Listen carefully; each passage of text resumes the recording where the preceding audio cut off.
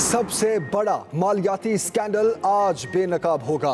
Panama के बाद Pandora papers के नाम से नया मालियाती स्कैंडल मंजरे आम पर। दुनिया के 600 सहाफियों ने 117 ममालिक की अहम शख्सियात के माली मामलात की तहकीकात मुकम्मल कर ली। ICIJ आज रात 9:30 बजे तफसीलात जारी करेगी। स्कैंडल में हजारों खुफिया ऑफशोर कंपनीज को सामने लाया जाएगा। स्कैंडल में साबिक और मौजूदा आलमी रहनुमाओं, नुमाया कारोबारी शख्सियात, फनकारों और आला ओहदेदारों की मालियाती तफसीलात शामिल। कॉमेडी के उफक पर चमकने वाला रोशन तरीन सितारा गुरूब, तंज़ो मिज़ाह के बेताज बादशाह उमर शरीफ जर्मनी में चल बसे। नमाज जनाजा का ऐलान बाद में किया जाएगा। मैयत पीर को पाकिस्तान के लिए रवाना किए जाने का इम्कान। तदफीन अब्दुल्ला शाह गाजी कब्रिस्तान में होगी। सिंध हुकूमत ने इजाज़त दे दी। डॉक्टर तारिक शहाब के मुताबिक बहुत कोशिश की इनका अमरीका में इलाज हो जाए। आज इन्होंने वाशिंगटन रवाना होना था मगर दिल काम छोड़ गया। उमर शरीफ को एयर एम्बुलेंस के जरिए अमेरिका मुंतकिल किया जा रहा था।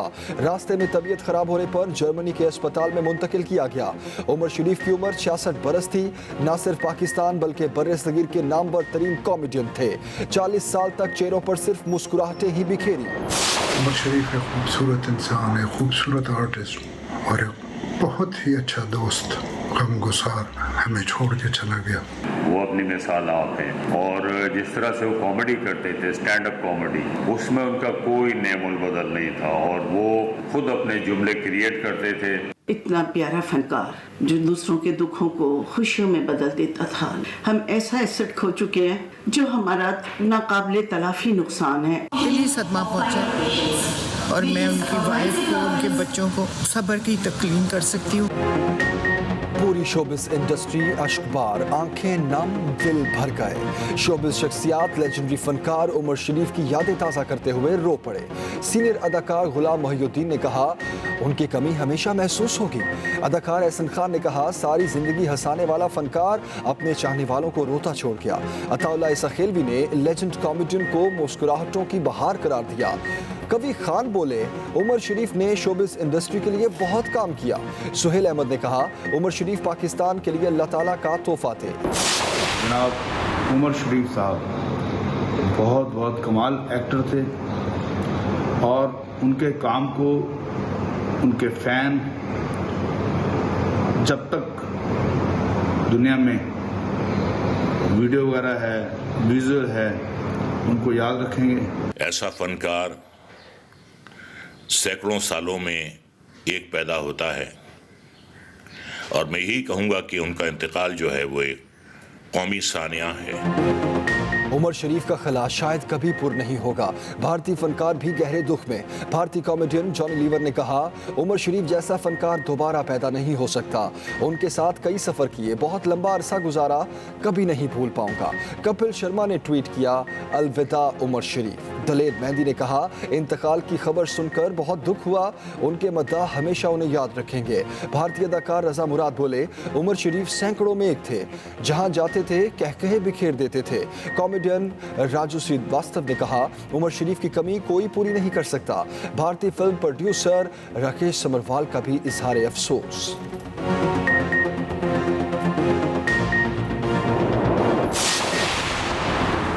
एक शख्स सारे शहर को वीरान कर गया। उमर शरीफ के इंतकाल पर सियासी रहनुमा भी रंजीदा।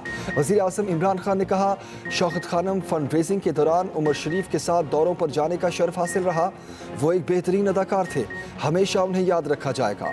सदर मुमलिकत ने कहा उमर शरीफ एक अलग मकाम रखते थे। गवर्नर सिंध, वज़ीर आला पंजाब KP शहबाज शरीफ, बिलावल भुट्टो जरदारी, वज़ीर मुमलिकत फ़रूख हबीब और मुस्तफ़ा कमाल समेत दीगर सियासतदानों का भी इज़हार ताज़ियत। स्पीकर और डिप्टी स्पीकर कौमी असम्बली का इज़हार अफसोस। सिंध असम्बली में करारदाद जमा।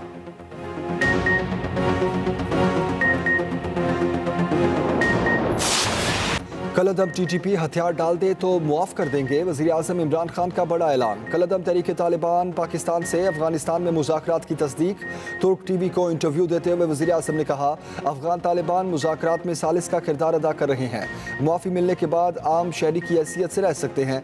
ये भी कहा, अमरीका अफगानिस्तान में अपनी गलती पर कुर्बानी का बकरा तलाश कर रहा है, सिर्फ पाकिस्तान के तालिबान को तस्लीम करने से फ़र्क नहीं पड़ता।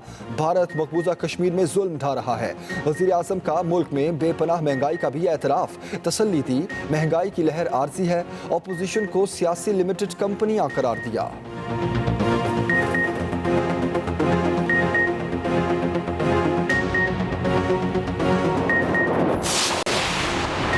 वज़ीर आज़म इमरान खान और ताजिक सदर में टेलीफोनिक राब्ता। इमरान खान ने अफगानिस्तान में पायदार अमन और इस्तेहकाम की कोशिशों पर बात की। अफगान अवाम की इंसानी ज़रूरियात को पूरा करने की अहमियत पर जोर दिया।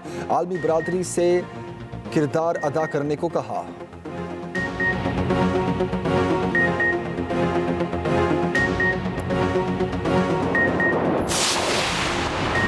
वफाकी हुकूमत को इसहाक डार की सेनेट नशिस्त खाली होने का इंतजार। इसहाक डार ने इलेक्शन कमीशन को अहम खत लिख डाला।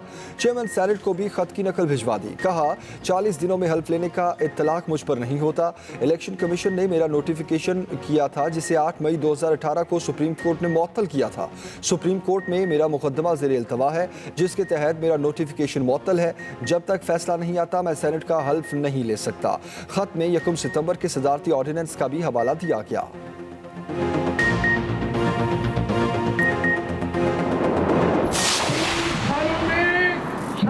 अरब का कर्जा लिया, पाकिस्तानी अवाम को मकरूज किया।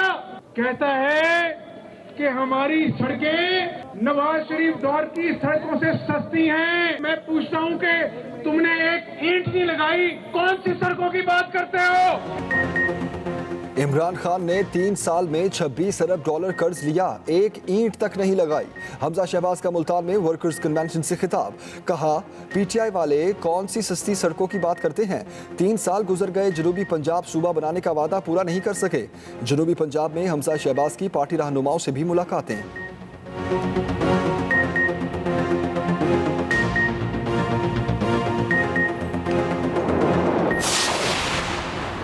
सीएनजी की कीमत में एक बार फिर इजाफा। सीएनजी की सिंध में फी किलो कीमत में 15 रुपए, पंजाब में फी किलो कीमत 8 रुपए बढ़ गई। सीएनजी एसोसिएशन के मुताबिक सेल्स टैक्स बढ़ने और महंगी आरएलएनजी की वजह से कीमत में इजाफा किया गया।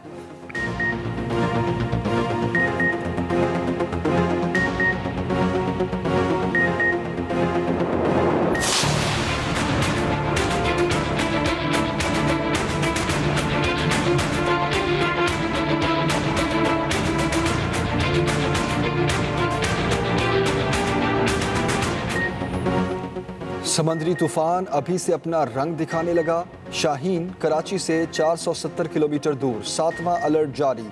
गवादर के साली इलाकों में तूफान के असरात नमूदार होना शुरू हो गए। गवादर, पसनी और जिवनी में तेज़ हवाओं के साथ बारिशें जारी। गवादर के समंदर में तुगयानी, फिश हार्बर पर मौजूद कई कश्तियाँ टूट गईं।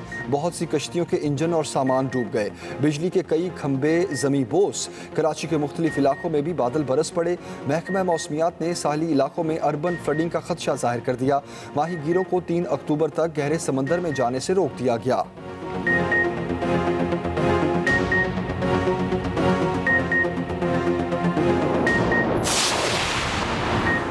कराची का एक्साइज ऑफिस या अगवाकारों का गढ़। पुलिस का निजी एक्साइज सिंध के दफ्तर पर छापा, मुगवी ताजर बाजियाब, 3 मुलजिम गिरफ्तार। मुलजिमों ने ताजर को अगवा किया, 20 लाख रुपए ताबान मांगा। बेटे की दरखास्त पर मुकदमा दर्ज हुआ। पुलिस ने लोकेशन ट्रेस की तो आई चंद्रीगढ़ रोड पर एक्साइज ऑफिस आई। पुलिस ने ताजर को बाजियाब करवा लिया। मुलजिमों में एक एक्साइज पुलिस का एहलकार भी शामिल।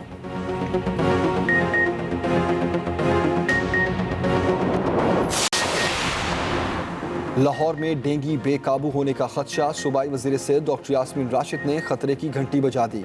बताया, लाहौर के 71,000 घरों से डेंगू लावा मिला। 1.5 माह में लाहौर डेंगू की आवाज़गाह बन जाएगा। अस्पतालों में डेंगू के बेड मुख्तस कर दिए गए। ये भी कहा, कोरोना वैक्सीन की 9,000 जाली एंट्रियाँ हुई। 79 अफराद के खिलाफ महकमाना कार्रवाइयाँ और 16 मुकदमे दर्ज किए गए।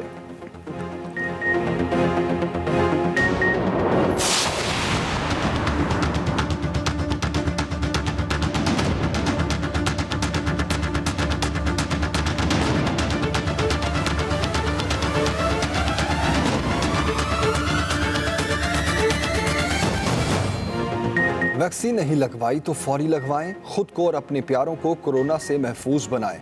मुल्क में मुकम्मल वैक्सीनेशन करवाने वालों की तादाद 3 करोड़ से तजावुज कर गई। वबा से मजीद 46 अमवात, 24 घंटे के दौरान 1664 केस रिपोर्ट।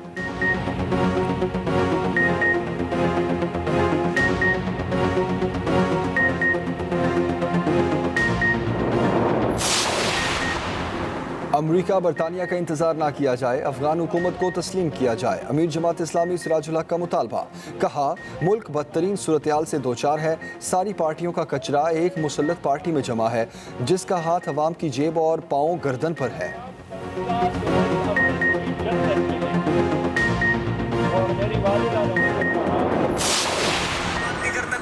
वज़ीर मुमलिकत फ़ारूक हबीब कहते हैं, मौजूदा हुकूमत मुल्क को फलाही रियासत बना रही है। अवाम को बराह रास्त सब्सिडी दी जाएगी। दुनिया भर में महंगाई बढ़ी, आइंदा आने वाले दिनों में ऑयल की कीमतें कम करने जा रहे हैं।